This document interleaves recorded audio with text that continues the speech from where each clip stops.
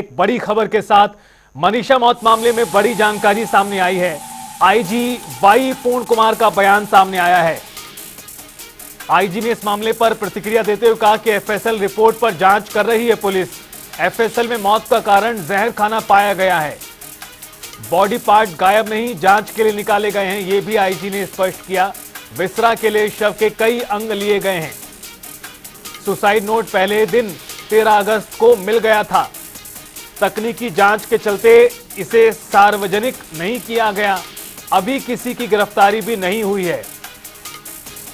मामले में कई लोगों से पूछताछ कर रही है पुलिस, यह भी कहा गया है। परिजन आपस में चर्चा कर रहे हैं। परिजनों के फैसले पर आगामी कार्रवाई करेगी पुलिस, ये आईजी ने क्लियर कर दिया है। तो इस मामले को लेकर महत्वपूर्ण खबर आपको बता दें, लगभग स्थिति पुलिस प्रशासन की तरफ से साफ हो चुकी है।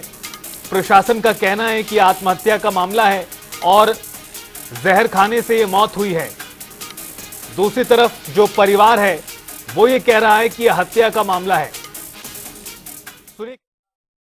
देखिए, जब से मृतका की डेड बॉडी हमें मिली है तब से 100% साइंटिफिक इन्वेस्टिगेशन किया जा रहा है। इसके तहत जो जो प्रोसीजर फॉलो करना आता है वो हम फॉलो कर रहे हैं। और पोस्टमार्टम 2 बार हो चुका है, भिवानी में भी हुआ और पीजीआई में बोर्ड से भी हुआ, वीडियोग्राफी के साथ हुआ। उसके बाद जो ओपिनियन था, डॉक्टर ने ये बोला कि जब तक रिपोर्ट्स नहीं आएंगे विसरा के और दूसरे रिपोर्ट्स, तब तक हम बता नहीं पाएंगे। और कल वो रिपोर्ट्स आ गए हैं और मेडिकल बोर्ड ने रिपोर्ट्स को अध्ययन किया है, एग्जामिन किया है। और परिवार के सदस्य और उनके जानकार आए थे कल। मेडिकल बोर्ड जो स्पेशल बनाया था इनको इंटरप्रेट करने के लिए, उनको समझने के लिए रिपोर्ट्स को, वो कल समझ के परिवार जनों को ब्रीफ किया गया। जो मोटी बात उन्होंने ये बताई कि ऑर्गेनोफॉस्फरस नाम का एक केमिकल जो इंसेक्टिसाइड है वो मृतक के इंटेस्टाइन्स और किडनी अलग पार्ट्स में मिला है और वो कॉज ऑफ डेथ हो सकता है क्योंकि पॉइजनस है वो।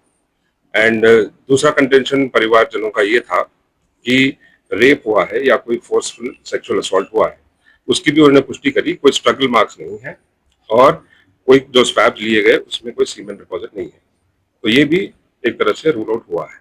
मिसअंडरस्टैंडिंग है कुछ एक लोगों में, तो वो अपना डिस्कस करके वो डिसीजन पे आएंगे, उसी हिसाब से हम कार्रवाई करेंगे। सुसाइड नोट मौके पे ही मिला था। जो 13 तारीख को डेड बॉडी मिला था उसी दिन मिला था। जो सीन ऑफ क्राइम टीम गई थी उस दिन ही उनके पास था। और देखिए, आप भी समझते हैं इन्वेस्टिगेशन में हर एक तथ्य जो है इनिशियल स्टेज में ही बाहर नहीं दिया जाता। और ना ये सुसाइड नोट कैसे है आपको ही पता है, बाहर आ गया, ये पहले से ही था। और दूसरा एक और बात मैं क्लैरिफाई करना चाहता हूँ, कुछ एक मीडिया रिपोर्ट्स में ये चल रहा है कि डेड बॉडी में बॉडी पार्ट्स कुछ गायब थे, वो गलत है।